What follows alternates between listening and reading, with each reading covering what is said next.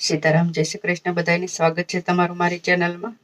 આજે આપણે બનાવીશું ખાણા પર મળે એવું જ કચરિયું આપણે આજે ઘરે બનાવીશું.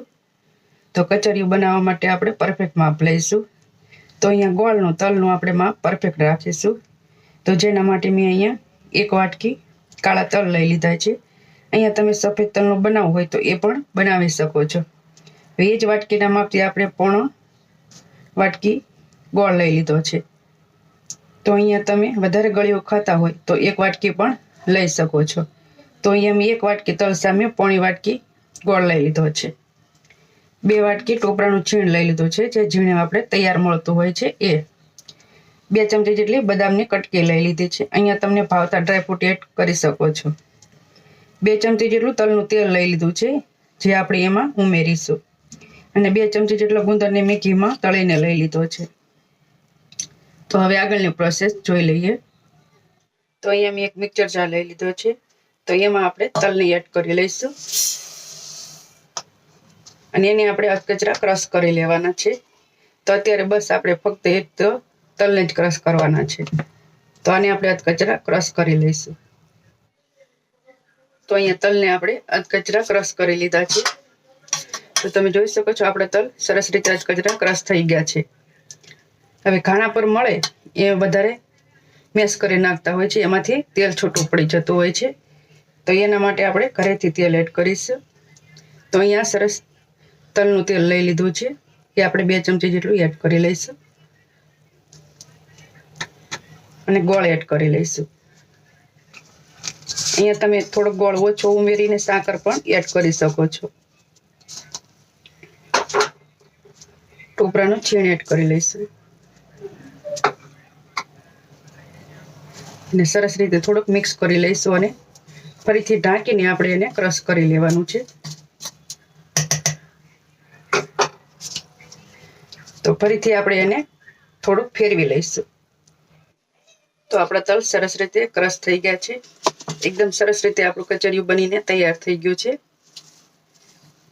તો હવે એને આપણે વાસણમાં કાઢી લઈશું.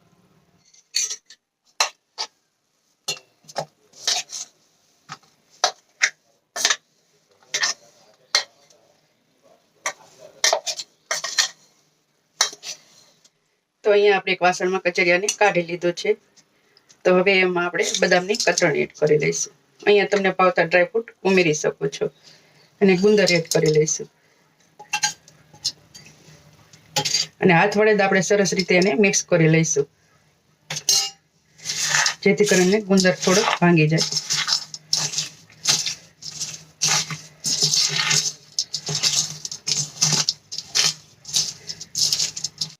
તો સરસ રીતે બદામ અને ગુંદર મિક્સ થઈ ગયા છે. તો હવે આપણે સર્વ કરી લઈશું. તો અહીંયા મેં એક વાટકો લઈ લીધો છે, એમાં આપણે બદામને કતરણ એડ કરીશું. તો આ રીતે આપણે વાટકામાં નીચે ફેલાવી લઈશું અને ટોપરાનું છીણ એડ કરીશું અને હવે આપણે એમાં કચરિયું એડ કરી લઈશું.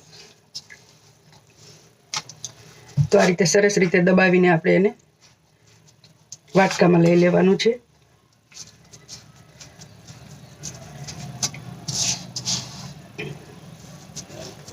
તો અહીંયા કચરિયાને આપણે સરસ રીતે વાટકીમાં સેટ કરી લીધું છે. તો હવે ઉપર ડીશ રાખીને એને આપણે ડીશમાં લઈ લેવાનું છે.